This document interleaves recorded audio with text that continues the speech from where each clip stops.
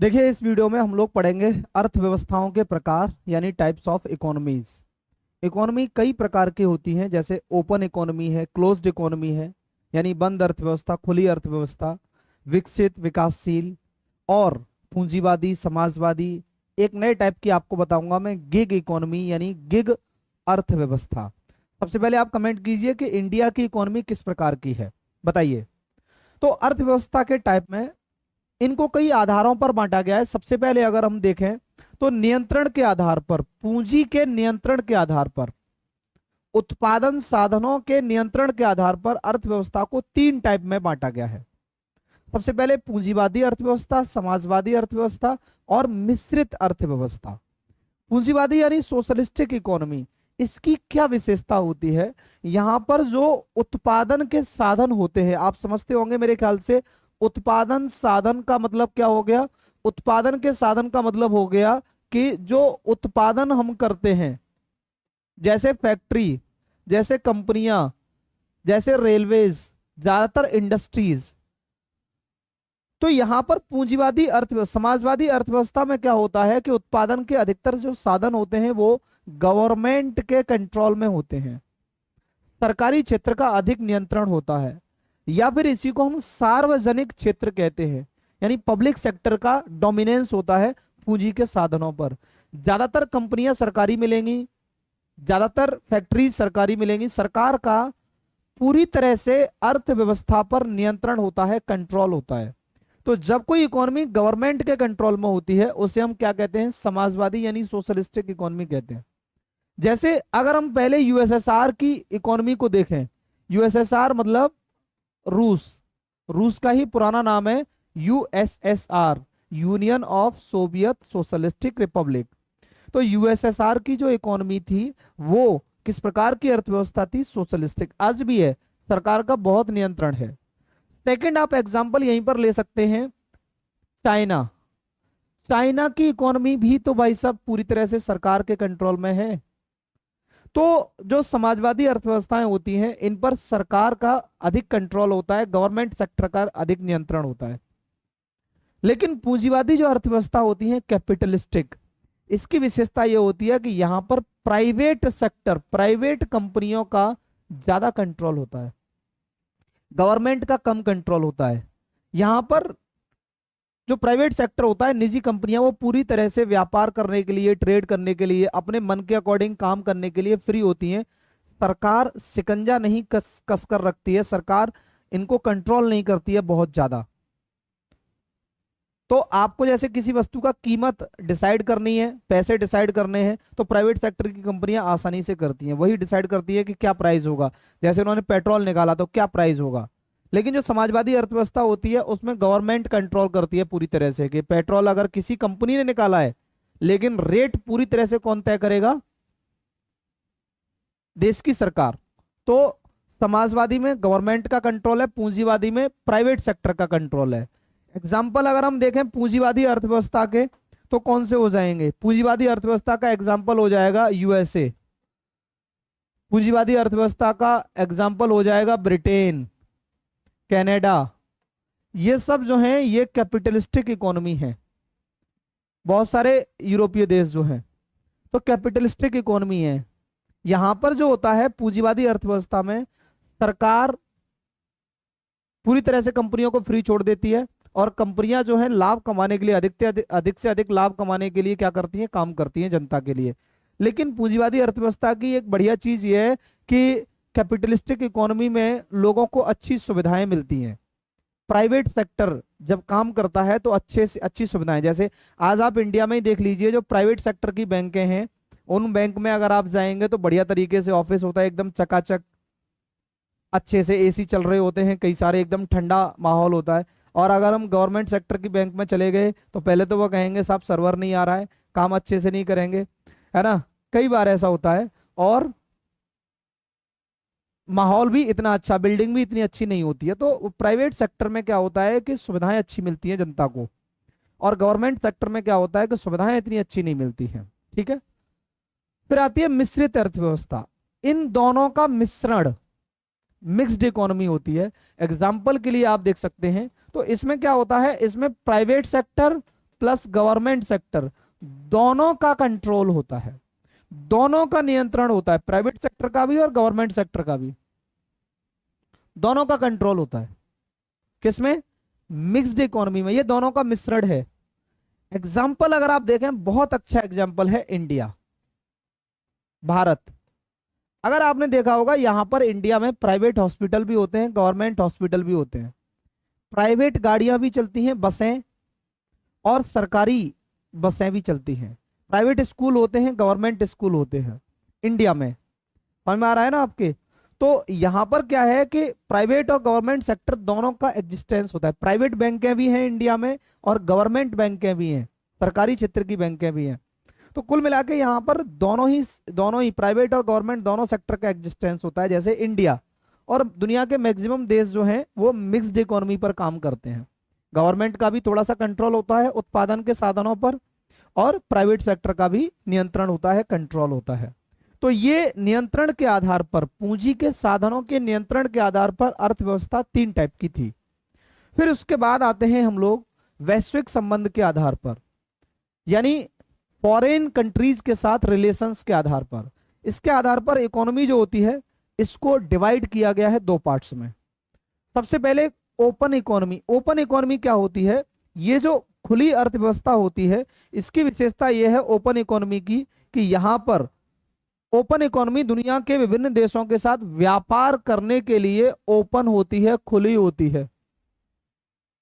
यहां पर इंपोर्ट और एक्सपोर्ट की परमिशन होती है। आप चाहो तो इंपोर्ट करो। इंपोर्ट और एक्सपोर्ट आप जानते होंगे, इंपोर्ट मतलब होता है आयात और एक्सपोर्ट मतलब होता है निर्यात। सामान जब हम मंगाते हैं दूसरे देशों से तो इसे इंपोर्ट कहते हैं। किसी दूसरे देश को सामान बाहर भेजते हैं, मतलब बेचते हैं, तो इसे एक्सपोर्ट कहते हैं। तो अब इंपोर्ट और एक्सपोर्ट दोनों ही चालू होते हैं किसमें? ओपन इकोनॉमी में। और आज के टाइम पर पूरी दुनिया ओपन इकोनॉमी है। पूरी दुनिया का हर एक देश ओपन इकोनॉमी है, एक देश को छोड़कर, और वो है साउथ कोरिया। साउथ कोरिया जो है एक क्लोज्ड इकोनॉमी है, एक बंद अर्थव्यवस्था है। वो दुनिया के किसी भी देश के साथ ओपन ट्रेड नहीं करता। आपने नहीं देखा होगा कि साउथ कोरिया किसी भी देश के साथ ट्रेड कर रहा है, व्यापार कर रहा है। तो साउथ कोरिया एक क्लोज्ड इकोनॉमी है, बंद अर्थव्यवस्था है। वो किसी के साथ व्यापार ही नहीं करता है, ना कोई सामान अपने देश से दूसरे देशों में बेचता है, और ना ही किसी दूसरे देश से सामान अपने यहां पर मंगाता है। समझ में आ रहा है? तो ये हमारे 2 टाइप हैं।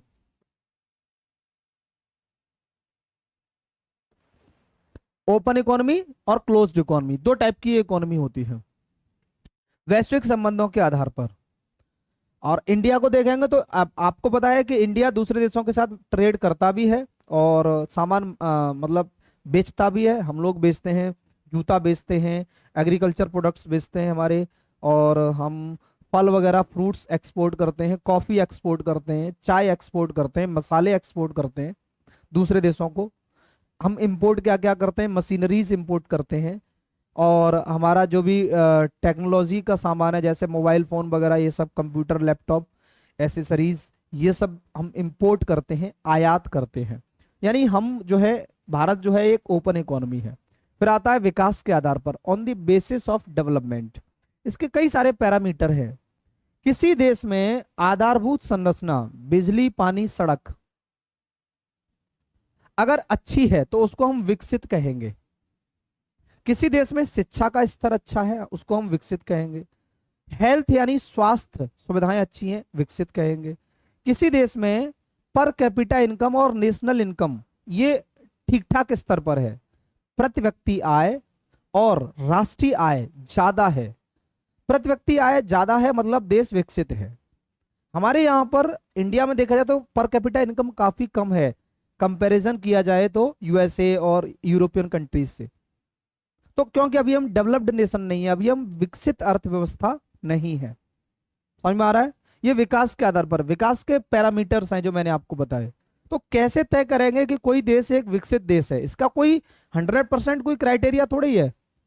बस इसको देखते हैं कि विकास कितना हुआ है उस देश में। सड़कें अच्छे से बनी है, बिजली, पानी, सड़क, इन सब की व्यवस्था अच्छी है, शिक्षा अच्छी है, एजुकेशन, हेल्थ, इंफ्रास्ट्रक्चर अच्छा है, स्वास्थ्य सुविधाएं बढ़िया हैं, वहां पर पर कैपिटा इनकम अच्छा है, नेशनल इनकम अच्छी है,